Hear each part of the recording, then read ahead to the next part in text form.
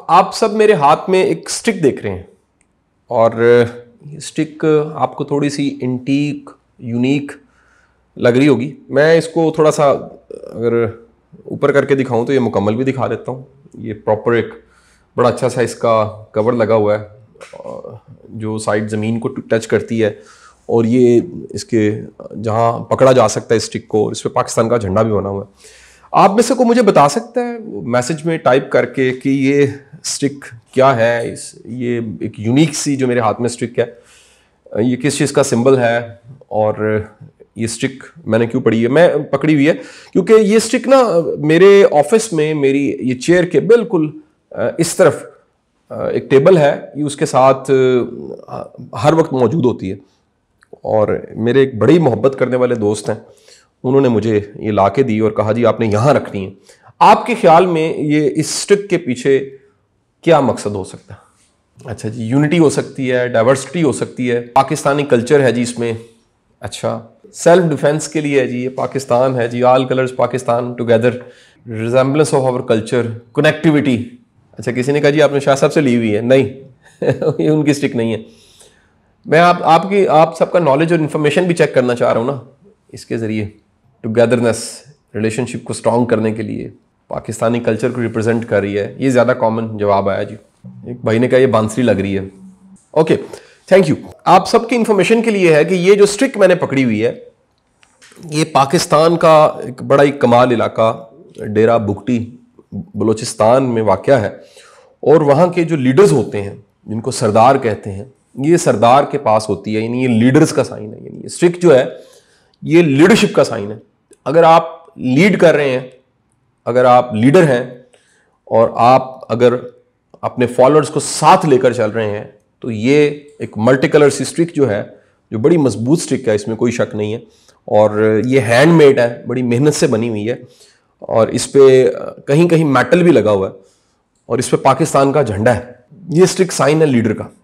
ये स्टिक से जो मैंने आज का सेशन शुरू किया, एक डिफरेंट सा थीम बताने लगा हूं। दुनिया के जितने भी आज तक प्रोग्रेस हुई है, दो तरह के लोग हैं जिन्होंने दुनिया में काम किए हैं। एक बड़ी तादाद है लोगों की, ये लोगों की वो तादाद है जो पहले से काम हो रहा है उसको कॉपी करते हैं और करने लग पड़ते हैं, ये कुछ नया नहीं करते। इवन इसमें बड़े बड़े बिजनेसमैन शामिल हैं। ये सब बिजनेसमैन वो बिजनेसमैन है जो छोटी दुकान से बड़ी दुकान का सफर तय कर लेते हैं, जो देखते हैं 6 दुकानें पहले किसी की खुली हैं वो भी एक दुकान से शुरू करते हैं और 7 दुकानें बना के दिखा देते हैं। ये वो हैं जो देखते हैं जी कपड़े की मार्केट है इस वक्त तो कपड़ा बनाना शुरू कर देते हैं, जो देखते हैं जी जूतों की मार्केट है जूता बनाना शुरू कर देते हैं, जो देखते हैं कि मार्केट में इस वक्त जो शदीद डिमांड है वो गंदम की है, गंदम लेकर आ जाते हैं। इन लोगों की तादाद बहुत ज़्यादा है, ये सब के सब बिजनेसमैन है, हमें इनकी कदर करनी चाहिए, लेकिन ये असल में कोई दुनिया पे इन्फ्लुएंस नहीं छोड़ते, असर नहीं डालते, यानी एक सही मानों में कहूं तो ये लीडर नहीं होते। वो जो स्टिक से हमने सफर शुरू किया, मेरा मानना यह है कि हाथ में स्टिक अगर हो जो कि साइन है लीडरशिप का, इस स्टिक के होने का भी कोई फायदा नहीं है अगर आप में वो लीडर्स वाली सोच नहीं है और लीडर्स वाला नजरिया नहीं है। तो वो लोग जो थोड़े से हैं, यानी इन सारी दुनिया के मुकाबले में बड़े थोड़े से लोग हैं जिनको मैं आज बताने लगा हूं, ये एंटरप्रेन्योर्स हैं, ये असल रियल लीडर्स हैं। अच्छा, ये वो लोग हैं जो मार्केट की नीड को देखते हैं और एक नए अंदाज से उस नीड को फुलफिल करते हैं। जो देखते हैं इस वक्त ट्रेंड किसी भी चीज का है, वो ट्रेंड को बाजू का छोड़ देते हैं और ट्रेंड को छोड़ के एक नए आइडिया के साथ आते हैं और एक नए कॉन्सेप्ट के साथ काम करते हैं। ये वो लोग हैं जो देखते हैं कि इस वक्त दुनिया किस तरफ जा रही है और इस दुनिया को, बदलती दुनिया को किस तरह की चीजें चाहिए। मसलन 1995 में 1995 में एक शख्स ने, उसके पास ये इंफॉर्मेशन आती है और ये इंफॉर्मेशन सिर्फ उसके पास नहीं आती बल्कि उस वक्त की बड़ी दुनिया, पढ़ी लिखी दुनिया जो कंप्यूटर पे काम कर रही थी, आईटी पे काम हो रहा था, सॉफ्टवेयर बनने शुरू हो चुके थे और दुनिया बड़ी तेजी के साथ आगे बढ़ रही थी, सब तक ये इंफॉर्मेशन गई। लेकिन एक शख्स ऐसा था जिसके पास इंफॉर्मेशन ये आती है कि दुनिया में आईटी, जो सारी आईटी इंडस्ट्री है, जो कंप्यूटर है, उसकी जो प्रोग्रेस है वो 2300 टाइम है, इस बढ़ने लगी, 2300 गुना बढ़ जाएगी। जब ये इंफॉर्मेशन उस तक आती है तो वो फौरी तौर पे अपनी जॉब को क्विट करता है और एक नए आइडिया के साथ इस टेक्नोलॉजी की दुनिया में, इस कॉमर्स की दुनिया में आता है। आप शायद उसके नाम से वाकिफ हैं या नहीं वाकिफ, तो सुन लीजिएगा। ये स्टोरी है अमेजॉन को बनाने वाले जेफ बेजोस। जेफ आता है और मार्केट में आके छा जाता है। क्या कमाल काम करता है वो देखता है कि दुनिया में चीजों को खरीदना, एक जगह की दूसरी जगह पे अगर डिमांड है चीजों को खरीदने के लिए, उस प्रॉपर फिजिकल मार्केट में जाना पड़ता है। और वो एक नए आइडिया के साथ मार्केट में आता है। और नए आइडिया के साथ मार्केट में आता किस तरह है, वो देखता है कि किताबों की बड़ी जरूरत है और वो अमेजॉन बनाता है। अमेजॉन पे आप सबकी इत्तला के लिए अर्ज़ है कि सबसे पहले जो चीज मौजूद थी वो किताबें थी। अमेजॉन के बारे में यह भी कहा जाता है कई साल तक, तकरीबन 7 साल तक इस पे कोई सेल नहीं थी, इससे कोई प्रॉफिट जनरेट नहीं हुआ था। लेकिन उसके बाद आज देखें अगर, तो कहा जाता है शायद 10 लाख से ज्यादा लोग अमेजॉन पे काम कर रहे हैं और अमेजॉन पूरी दुनिया पे छा गया है और $1 ट्रिलियन की ये कंपनी है। और इससे जुड़ा हुआ कितनी कितनी ऐसी दुनिया है जो खरपति हो गई है, जिन्होंने अरबों बना दिया, जो इतने कामयाब हैं कि आप सोच भी नहीं सकते। अब ये जो इंफॉर्मेशन थी कि आईटी, टेक्नोलॉजी, कॉमर्स, ये सब की सब चीजें बड़ी तेजी के साथ बदलने लगी और पूरी दुनिया जो है उस पर कंप्यूटर की स्पीड, टेक्नोलॉजी की स्पीड वो 2300 गुना बढ़ जाएगी। तब की इंफॉर्मेशन, आज तो इससे कई गुना ज्यादा चीजें आगे जा चुकी हैं। इस इंफॉर्मेशन को कितने लोगों ने सुना लेकिन कोई एक्शन नहीं लिया। और एक शख्स को समझ आ जाती है कि ये एक अपॉर्चुनिटी है और वो इस अपॉर्चुनिटी को पकड़ के उसके बाद कंपनी बनाता है और वो कंपनी छा जाती है। और आप, हम सब इस वक्त उसी अमेजॉन के लिए काम करने को तैयार बैठे हैं कि हमने FBA का कोर्स करना है और इस कोर्स को करने के बाद हमने इस ई कॉमर्स की दुनिया में शामिल हो जाना। पहला प्रिंसिपल, आज जो पूरा सेशन जिस पे चलने लगा है, पहला प्रिंसिपल आपने पल्लू से बांध देना है। और पहला प्रिंसिपल क्या है कि अगर आप किसी भी शोबे में आए हैं और आपके पास कोई रोल मॉडल नहीं है, आपके पास कोई मिसाल नहीं है, कौन सी मिसाल? जिसका सोचने का अंदाज आप पकड़ें और आपका टाइम सेव हो सके, आप तरक्की नहीं कर सकते। तरक्की करने के लिए, आगे बढ़ने के लिए, कुछ करके दिखाने के लिए सबसे जरूरी चीज एक है और वो क्या है कि किसी तरह आप पहले ढूंढें और तलाश करें कि कोई मुख्तलिफ कैसे सोचता है। हम सबको लगता है कि जैसा हम सोच रहे हैं सारी दुनिया ही वैसा सोच रही है। आज कोई भी बालिग दिमाग का इंसान, एक मैच्योर इंसान, वो इस बात को मानता है हर बंदे के सोचने का अंदाज मुख्तलिफ है। एक ही बात किसी के लिए कुछ है, दूसरे के लिए कुछ है। मुमकिन है एक बात किसी के लिए बहुत बड़ा क्राइसिस हो और वही बात किसी और के लिए एक बहुत बड़ी अपॉर्चुनिटी बन जाए। इस बदलती दुनिया में जिसमें हम इतनी इतनी बड़ी डिग्रियां लेते हैं, क्या कुछ पढ़ते हैं, और उसके बावजूद हम अपॉर्चुनिटीज को अंडरस्टैंड नहीं कर सकते। ये जरा सोचेंगे वो सोचता कैसे।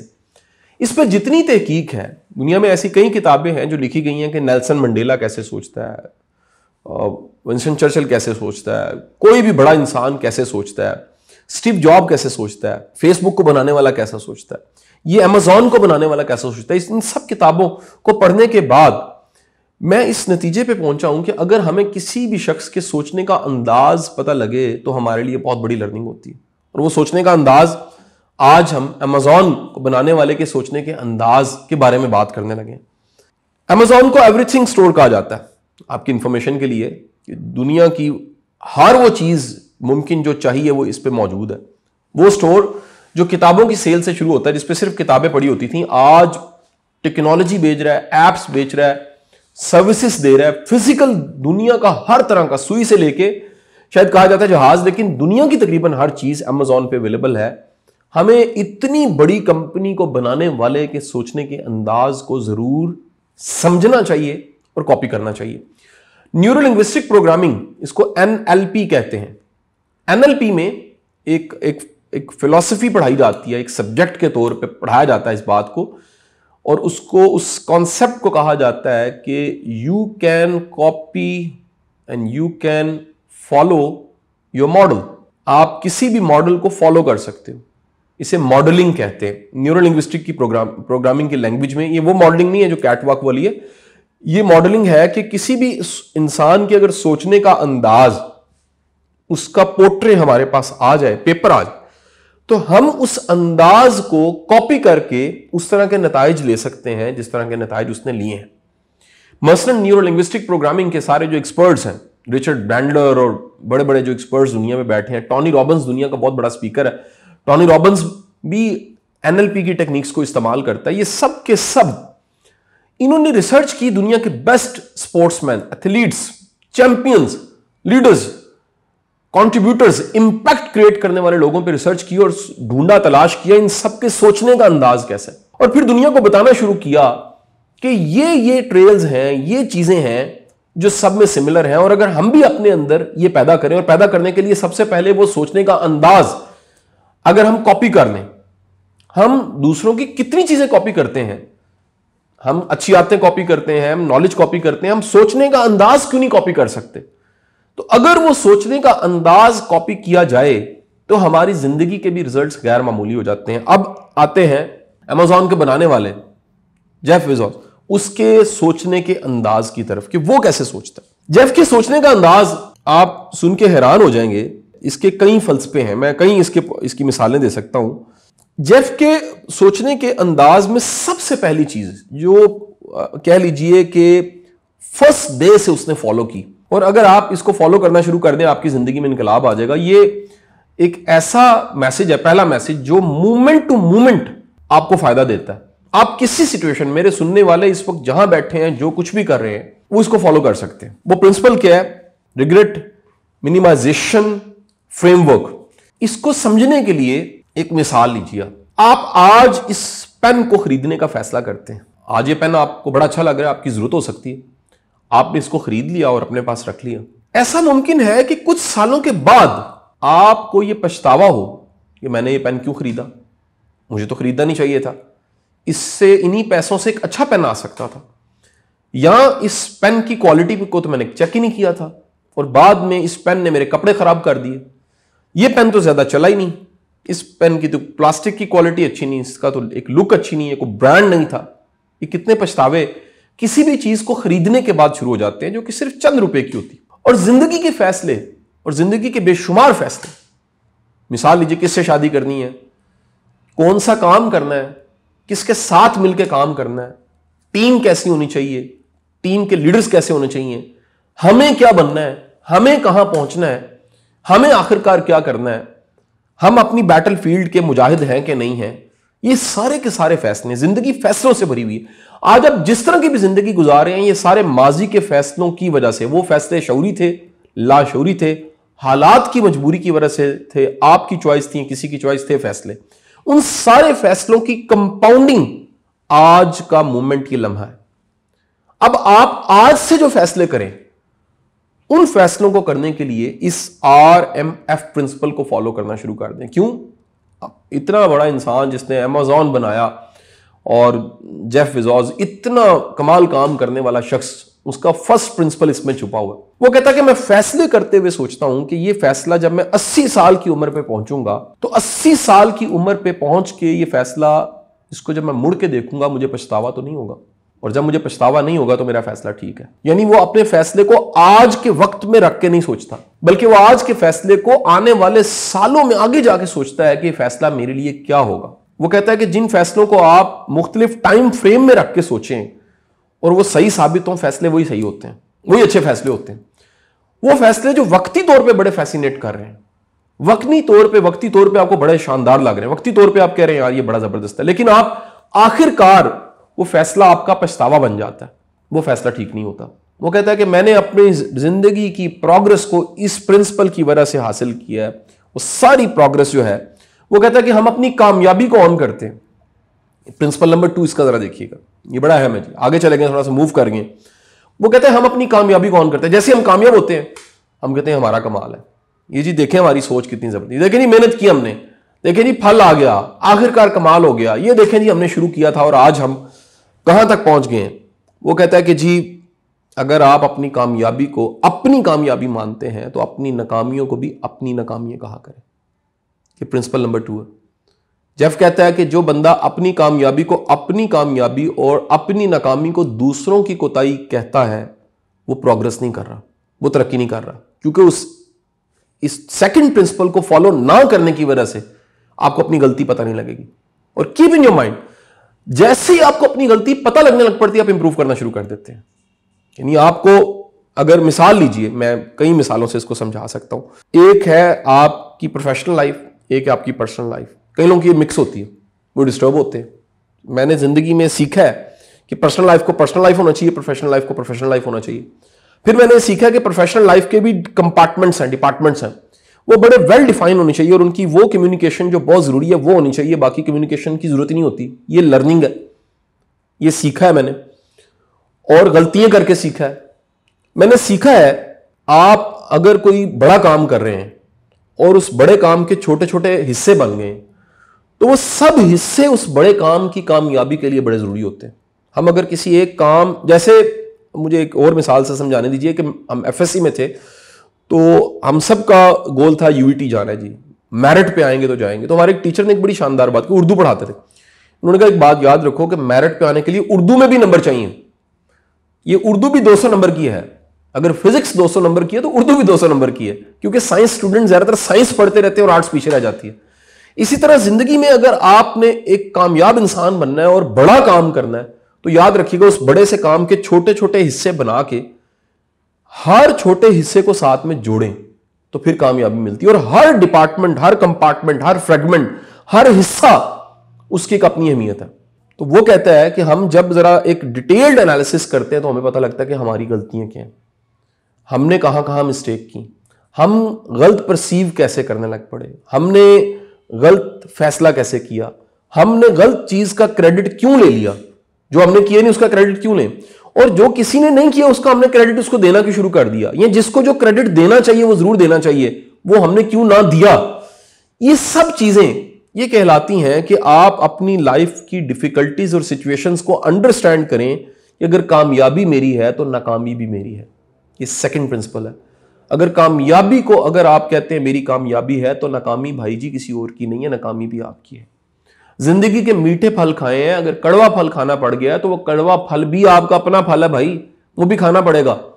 जहां इतना कुछ है अच्छा, वहां कभी कभी कुछ चैलेंज भी आ जाते हैं। जहां जिंदगी में इतनी आसानियां मिली हुई हैं, वहां 2-3 इम्तिहान भी चल ही रहे होते हैं। ये सेकंड प्रिंसिपल जेफ कहता है कि मैंने फॉलो किया और इसकी वजह से बड़ी तरक्की की। पहला मैं रिपीट कर देता हूं, पहला प्रिंसिपल क्या है कि मैं कोई भी फैसला करूं, अगर वो फैसला जब मैं 80 साल की उम्र में पहुंचूंगा तो मुड़ के देखूंगा मुझे वो फैसला कैसे लगेगा। क्या वो फैसला एक पछतावा होगा, रिग्रेट होगा? अगर वो फैसला तब पछतावा होगा, मुझे अभी नहीं करना चाहिए।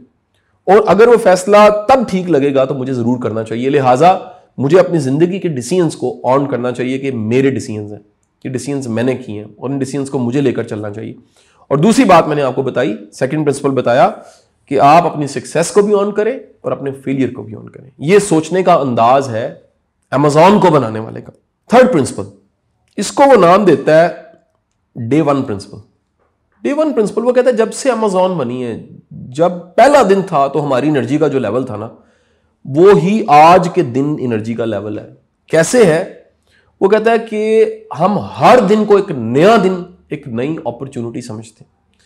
जब भी आप एक बात देखिएगा, ये बात इदारों पे भी लागू होती है और पर्सनल लोगों की कैपेसिटी पे भी लागू होती है। लोग स्टेगनेंट क्यों हो जाते हैं, इदारे स्टेगनेंट क्यों हो जाते हैं? मैं कहता हूं रुका हुआ पानी बदबूदार क्यों हो जाता है? एक बंदा है जो उसकी ईगो क्यों बढ़ने लग पड़ती है? उसकी वजह वो कहता है जी मुझे 15 साल हो गए हैं इधर काम करते हुए। ये ईगो है उसकी ईगो 15 साल है, यानी 365 ज़रबे 15, ये जो जितने भी दिन बनते हैं वो आप अंदाजा लगा लीजिए कि तकरीबन कोई 5-6 हज़ार दिन वो अपनी ईगो का साइज उसमें शामिल कर लेता है कि इतने साल मेरी जिंदगी के गुजरे हैं। वो नहीं कहेगा कि इतने साल मैंने तनख्वाह ली है, वो नहीं कहेगा इतने साल मैंने क्या क्या बेनिफिट्स लिए हैं, वो नहीं कहेगा इतने सालों में मेरी यहाँ से रिस्पेक्ट कितनी बढ़ी है, वो नहीं कहेगा कि जी मैं कहाँ पर था और मैं कहाँ पहुँच गया। वो जो इतने साल हैं वो गिनेगा और उसका नुकसान क्या होगा जी? उसका नुकसान ही होगा आज का दिन उसकी एनर्जी लेवल लो होगा। क्यों लो होगा? उसका अपना वजन इतना बढ़ चुका है, ईगो का वजन इतना बढ़ चुका है कि वो कहेगा कि जी मैं इस काबिल हूं कि मेरी रिस्पेक्ट होनी चाहिए, मैं इस काबिल हूं कि हर एक को मुझे फॉलो करना चाहिए, मैं इस काबिल हूं कि मुझे मेरे लिए हर दरवाजा खुल जाना चाहिए। अच्छा, ये वो अपनी पर्सनल खूबियों की बेस पे नहीं कहेगा, वो कहेगा 15 साल हो गए मैं यहां पर हूं। वो 15 साल जो हो गए हैं वो सबसे बड़ी उसकी रुकावट बने होंगे। जेफ कहता है जिसके लिए आज का दिन पहला दिन है, वो आज दी बेस्ट एफिशिएंसी दिखाएगा। वो काम की है, वो स्किल्स की है, वो करेक्टर की है, वो मॉरल की है, वो होप की है, वो एटीट्यूड की है। सो दी डे वन प्रिंसिपल, जो एनर्जी लेवल आपका पहले दिन होता है। आप में से कई लोग जॉब्स कर रहे होंगे और वो ये जानते हैं कि जब हमें फर्स्ट लेटर मिलता है ना, छोटी सी जॉब का, जहां से हमने शुरू किया होता है, जिसकी शायद तनख्वाह 10-15 हज़ार की, हमारी खुशी की इंतहा नहीं होती। हम कहते हैं जी आज कमाल हो गए, और पहली तनख्वाह आती है, हम सबको मिठाई, केक, क्या कुछ बताते हैं, बांटते हैं, गिनवाते हैं और कहते हैं जी कमाल हो गया, और हमारी कदरदानी की इंतहा होती है कि जनाब हम ये देखे जॉब कर रहे हैं, मजा आ गया। वक्त गुजरने के साथ साथ हमें लगता है कि जो जॉब थी जिसमें हमने ग्रो करना शुरू किया, हमें लगता है शायद ये हमारा पैदाइशी हक था। हमें लगता है कि हम पैदा हुए थे तो साथ एक टैग लगा हुआ था कि जी यहां पर जॉब है और इतनी ₹1000 सैलरी है। हम भूल जाते हैं कि हमने तो बिल्कुल जीरो से शुरू किया, स्ट्रगल करनी शुरू की, ग्रो करते करते यहां पहुंचे हैं। आज के दिन आप जहां पर भी हैं ऐसे नहीं थे, इसके पीछे पूरी एक जिंदगी थी जिसने आपको यहां पहुंचाया है। तो आप आज से माने कि अगर इस जिंदगी को शानदार जिंदगी बनाना है तो आज के दिन की अहमियत से इनकार ना करें। आज के दिन आप की जो एनर्जी का लेवल है वो बड़ा हाई होना चाहिए, और हमें आज के दिन ये सोचना चाहिए कि आज भी हमारी लॉटरी निकली हुई है, आज के दिन भी सारा कुछ बड़ा कमाल है। तो होता क्या है, वो कमाल ही होता है कि वो जैसे ही आप डे वन प्रिंसिपल पे जाते हैं, यानी हर दिन को कमाल का दिन समझते हैं, तो वो दिन अपॉर्चुनिटी बन जाता है, और डॉट डॉट जुड़ के एक पूरी पेंटिंग आपके सामने आती है और आपकी जिंदगी कमाल की जिंदगी बन जाती है। सो ये थर्ड प्रिंसिपल को आपने फॉलो करना है। फोर्थ प्रिंसिपल, जेफ कहता है कि जेफ ये कहता भी और करता भी है। वो कहता है कि जी जिन लोगों की डिसीजन मेकिंग क्विक होती है वो तरक्की करते हैं। जो लोग सोचते रहते हैं, प्लानिंग करते रहते हैं, देखते रहते हैं, आपको एक बड़ी दुनिया मिलेगी, वो फाइलें उठा के यहां से इधर रख देंगे, यहां से उठा के फिर इधर रख देंगे। वो कहते हैं हम कर रहे हैं, हम देख रहे हैं, हम सोच रहे हैं, अभी होता है, अभी डिस्कस होना है, अभी पता किया है। कॉमन मिजाज, जिन्होंने कुछ करके दिखाना होता है या करना होता है, याद रखिए वो कदम उठा लेते हैं। मेरी पर्सनल प्रैक्टिस में मैं आपको बड़ी एक अहम गहरी बात बता रहा हूं कि मैं बाज़ औक़ात मेरे सामने लोग मुलाकाती आए होते हैं और मुझे पता लगता है इसका एक काम है जो मैं कर सकता हूं, मैं सेकंड नहीं लगाता, एक सेकंड जिसे कहते हैं वो नहीं मैं लगाता। उसी वक्त मैं बेल बजाता हूं या मैं टेलीफोन उठाता हूं, जिसको कॉल करनी है, जिसको बताना है, जिसको उससे जोड़ना है, मैं उसी वक्त कर देता हूं। क्यों? एक मोमिन की हैसियत से हमारा ये भी यकीन होना चाहिए अगले सांस का पता नहीं है। लेकिन साथ ही साथ मेरे भाई ये भी सोचें, ये भी माने, आपके पास इससे बड़ी अच्छी अपॉर्चुनिटी क्या हो सकती है कि अल्लाह ने आपको फैसला करने का इख्तियार दिया। इससे बड़ी गुड लक क्या हो सकती है कि डिसीजन मेकिंग आपके पास आ गई, फैसला करना। तो कभी लेट नहीं करना चाहिए। और जेफ क्या करता है? जेफ कहता है 70% information is enough to take a decision, to make a decision. 70% information काफी होती है। ये जो 100% हम करने के चक्कर में पड़ जाते हैं ना, वो कहते हैं 100% इंफॉर्मेशन आने तक आपके पास आपकी वो एनर्जी खत्म हो जाती है जिससे फैसला करना। फैसला करने के लिए, कदम उठाने के लिए, कदम पटने के लिए एक जुर्रत चाहिए, और वो जुर्रत तब आती है जब आपके पास क्या होता है जी, आपके पास एनर्जी होती है। अगर एनर्जी कोई नहीं बची तो क्या होगा जी? जब एनर्जी नहीं है तो आप फैसला नहीं कर पाएंगे। लिहाजा वो मानता है, ये इसका फोर्थ प्रिंसिपल था कि क्विक डिसीजन मेकिंग। वो कहता है जी फैसला जल्दी करना चाहिए, फैसला बड़ा क्लियर करना चाहिए, और 70% इंफॉर्मेशन काफी होती है एक बड़ा फैसला करने के लिए। वो कहता है जी जो वेट करते रहते हैं कि जी अभी मौसम ठीक नहीं है, अभी हालात नहीं है, अभी मुल्क ठीक हो रहा है, अभी करते हैं। मैं आपको एक्सेप्शन बता रहा हूं कि बाज़ चीजें होती हैं स्ट्रेटजी में डिले या सब्र के साथ है, लेकिन जिंदगी के इनिशिएटिव्स जो होते हैं वो ले लेने चाहिए। जो आपने करना है उसकी क्लैरिटी होनी चाहिए। मसलन ये पूरा कोर्स करने के बाद भी कई ऐसे लोग होंगे जिन्हें आखिर तक क्लैरिटी नहीं होगी उन्होंने असल में करना क्या है। यानी ज्वाइन एफबीए किया है, करने वो होलसेल बिजनेस जा रहे हैं, करने वो जा रहे हैं ई कॉमर्स की तरफ कुछ आगे बढ़ने जा रहे हैं, लेकिन आखिर तक वो क्लियर नहीं होंगे कि असल उन्होंने करना क्या है। तो जिससे क्लैरिटी नहीं है वो कुछ नहीं करता। बड़ा काम करने के लिए जरूरी है कि आपके पास ये क्लैरिटी हो और आप डिसाइड कर लें। मैं इसलिए कहता हूं डिसीजन का वर्ड, उसका मतलब ये है कि अपने आप को पीछे से काट लेना, अपने माजी से काट लेना। लिहाजा अगर आप अपने माजी से कट के आगे बढ़ना चाहते हैं तो फिर आप क्विक डिसीजन करें, कदम उठाएं।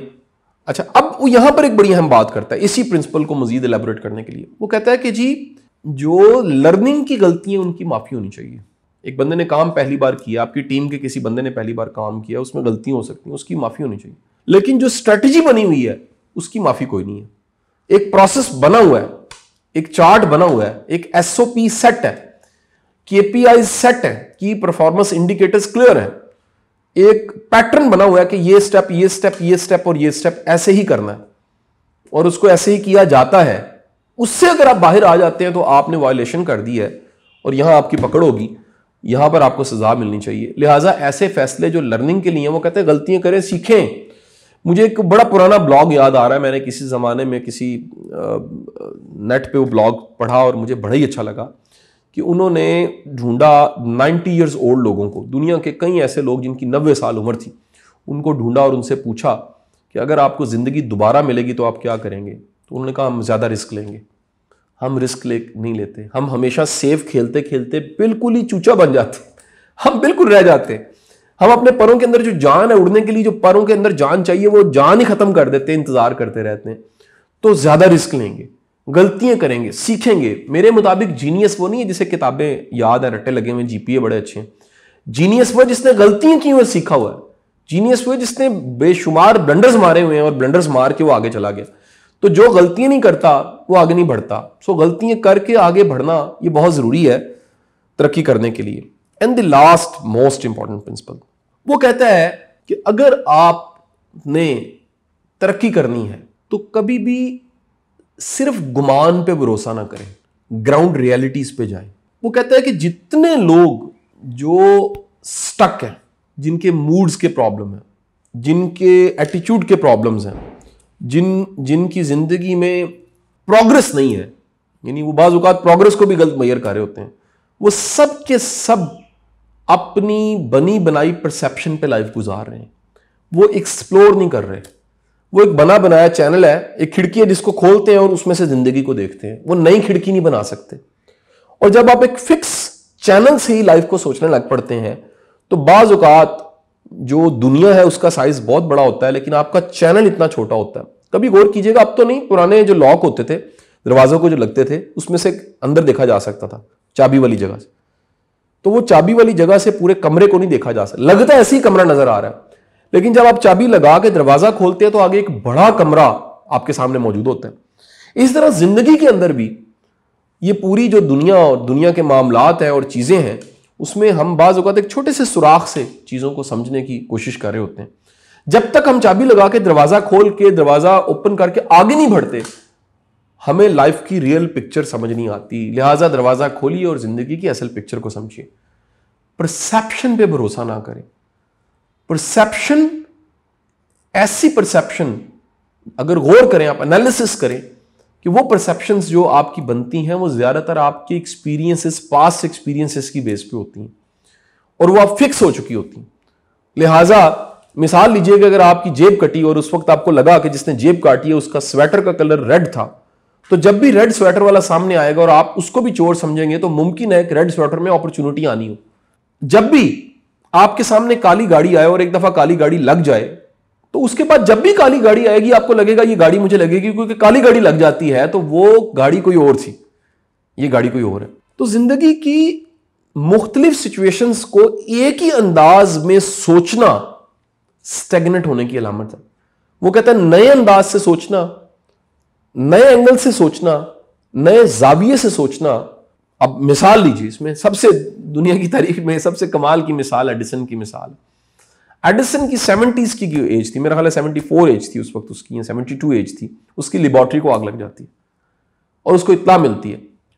अब वो एडिसन जिसने 1250 इजादात की हैं, वो अपनी जलती हुई लेबॉर्ट्री के बाहर खड़ा है और लोग उससे हमदर्दियां कर रहे हैं और वो स्माइल लेके कहता है जबरदस्त, मेरी सारी गलतियां जल गई हैं और मुझे अब नए सिरे से काम करने का मौका मिल गया। अब ये सोचने का अंदाज है, ये सोचने का अंदाज है कि आप जिंदगी की किसी भी सिचुएशन को किस तरह से देखते हैं। ये आधा ग्लास खाली है लेकिन आधा ग्लास भरा हुआ। अब जो फिक्स हो चुके हैं कि आधा ग्लास खाली होता है, उनको कभी भरा हुआ नजर नहीं आता। कमाल ये होता है कि आप आधा ग्लास खाली है लेकिन आधा भरा हुआ भी देखना शुरू कर दें। जिंदगी में ये देखें कि कहां कहां अपॉर्चुनिटीज पड़ी हुई है, कहां कहां ब्लेसिंग्स पड़ी हुई है, उसका शुक्र अदा करना शुरू करें, अल्हम्दुलिल्लाह रब्बिल आलमीन किया करें। यानी ये बड़ी इंपॉर्टेंट चीज है कि हमें सारी जिंदगी और सारी दुनिया की सारी इंफॉर्मेशन नहीं चाहिए, हमें वो इंफॉर्मेशन चाहिए जो हमारे लिए बहुत जरूरी है और हमारी तरक्की के लिए बड़ा जरूरी है। यानी अगर कोई दावा करे कि मुझे सब के बारे में सब कुछ पता है, गलत फहमी है उसकी। और अगर वो दावा फिक्स हो जाए तो ये बदगुमानी की इंतहा हो गई है। आप किसी एक चीज के बारे में भी थोड़ा सा ही जानते हैं, ये अपनी ला इल्मी का एहसास का नाम इल्म है। मेरे उस्ताद वासिफ अली वासिफ साहब का जुमला है, जिसको अपनी ला इल्मी का एहसास पता लग गया, जिसको पता लग गया मुझे अभी नहीं पता या मुझे मुकम्मल नहीं पता, वो इल्म वाला हो गया। क्योंकि इस प्यास से कि अभी नहीं पता, वो लर्निंग शुरू कर देगा। और जिससे ये गुमान हो गया, गलत फहमी हो गई कि मुझे पता है, ये परसेप्शन अगर उसकी फिक्स हो गई तो नॉलेज उसके दरवाजे तक आके खड़ा भी हो जाएगा, लेकिन वो दरवाजा नहीं खोल पाएगा क्योंकि उसको लगेगा मुझे पता है। सो जेफ कहता है कि आगे बढ़ने के लिए अपनी परसेप्शन की क्लैरिटी बड़ी जरूरी है। वो कहता है कि जैसे ही हमको गुमान लगाते हैं, गुमान बनाते हैं, वो पॉइजन होता है हमारे पास एक्सपीरियंसेस से, हमारे पहले से सोचने वाले, हमारे पुराने तजुर्बों से, हमारे बने बनाए चैनल्स जो थॉट के हैं, वो उनकी वजह से पॉइजन हो जाता है। वो शख्स जो एक नए अंदाज से सोच सकता है, मुश्किल काम है। मैं ये समझता हूं कि शायद ये एक नया इंसान बनने के मुतरादिफ है, लेकिन ये बहुत जरूरी है। वो इंसान जो एक नए अंदाज से सोचता है और एक नए अंदाज से जिंदगी को लेता है, उसके लिए जिंदगी एक कामयाब कमाल का तजुर्बा बन जाती है और वो आगे बढ़ता चला जाता है। लेकिन जो जिंदगी को फिक्स समझता है, असल में जिंदगी फिक्स नहीं है, वो खुद फिक्स हुआ हो।